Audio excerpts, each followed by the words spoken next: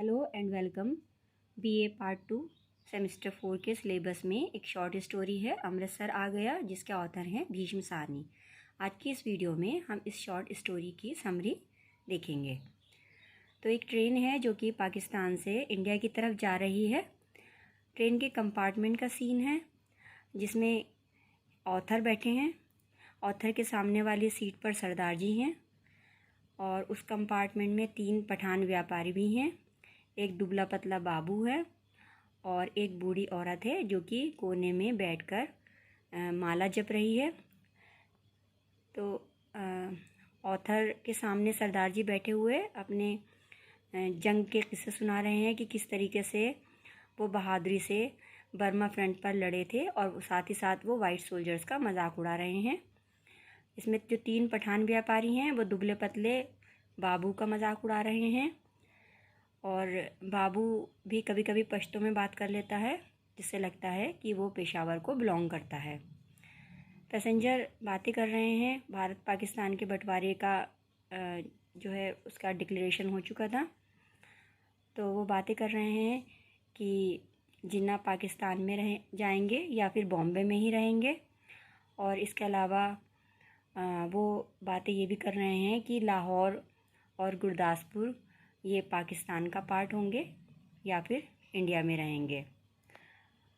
Jhelum station निकलने के बाद पठान व्यापारी अपना खाना निकाल लेते हैं और वो दुबले पतले बाबू को बॉइल्ड मीट और नान ऑफ़र करते हैं, और उसके बाबू के मना करने पर वो उसका मजाक उड़ाते हैं। तभी ट्रेन एक स्टेशन पर रुकती है जहाँ पर पैसेंजर ट्रेन से उतरते हैं पानी वगैरह लेने के लिए। पैसेंजर पानी वगैरह लेने के लिए उतरते हैं तो अचानक से एक पैसेंजर भागता हुआ आता है। पानी उसका छलक जाता है लेकिन उसे इसकी परवाह नहीं होती है। तो वहाँ पर पूरा प्लेटफॉर्म अचानक से खाली हो जाता है और ट्रेन में बैठे हुए पैसेंजर ये अंदाज़ा लगा लेते हैं कि यहाँ पर कोई दंगा हुआ है। तो सब लोग वहाँ पर ट्रेन के कंपार्टमेंट में टेंशन हो जाती है, सभी परेशान हो जाते हैं, सारे यात्री अपनी अपनी जगह।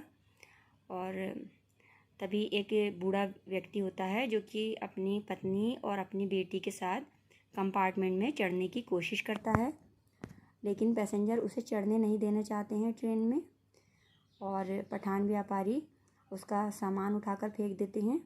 सामान पीछे छूटने की वजह से वो बूढ़ा व्यक्ति अपनी पत्नी और अपनी बेटी के साथ उतर जाता है कंपार्टमेंट से।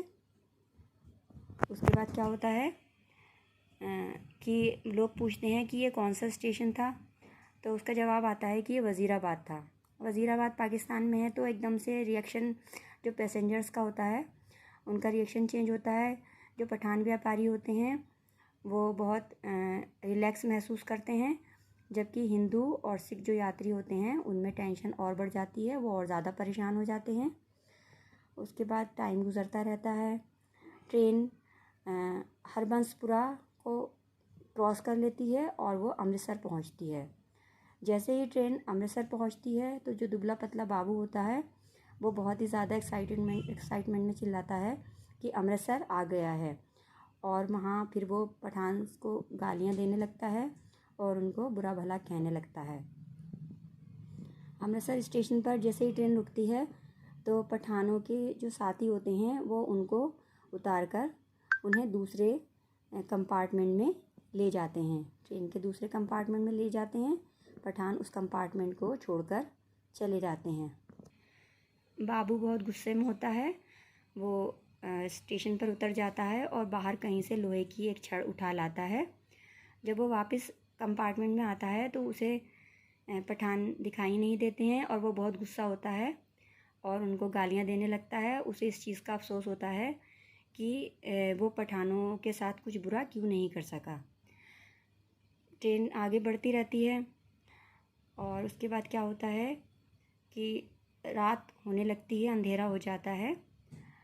तभी सारे पैसेंजर सो चुके होते हैं, लेकिन बाबू अपनी जगह बहुत बेचैन होता है। और जब ऑथर की थोड़ी सी नींद खुलती है तो वो देखता है, उसे एहसास होता है कि कोई पैसेंजर कंपार्टमेंट में चढ़ने की कोशिश कर रहा है।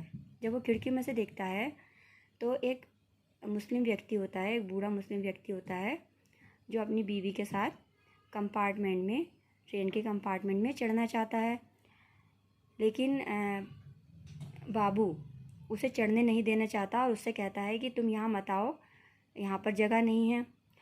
लेकिन बूढ़ा व्यक्ति चढ़ने की कोशिश करता रहता है। तो बाबू के हाथ में जो लोहे की छड़ थी, वो उस लोहे की छड़ को उस बूढ़े व्यक्ति के सर पर मार देता है, जिससे वो बूढ़ा व्यक्ति वहीं मर जाता है। उसके हाथ जो है ट्रेन की खिड़की से फिसल जाते हैं और वो नीचे गिर जाता है। बाबू छड़ बाहर फेंक देता है, लोहे की छड़ बाहर फेंक देता है। वो अपने कपड़ों को देखता है, फिर अपने हाथों को देखता है, उसके बाद अपने हाथों को सूंघ के देखता है कि उसमें ब्लड की स्मेल तो नहीं आ रही है, और उसके बाद वो आराम से अपनी जगह पर आकर बैठ जाता है। दिन निकल आता है और उसके बाद सरदार जी उठते हैं, सारे यात्री उठने लगते हैं।